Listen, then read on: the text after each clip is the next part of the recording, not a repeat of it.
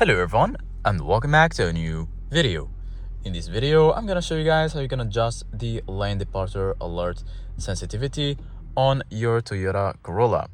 So if you guys want to learn how you can do it, just follow the steps that I'm gonna show you. So in order to adjust the settings of your LTA, it's pretty easy.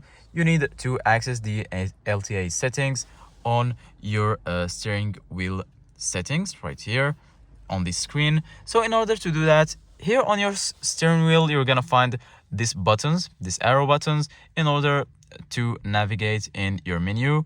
So we're going to click right until you find the settings menu. I'm going to give you guys a closer look. So once you're here, as you can see guys, the first option is LTA. So just give it a click, just hold the OK button, and you're gonna be here in the this menu. So right here you can activate it or deactivate it, and then if you go right here, the third option is gonna be the sensitivity.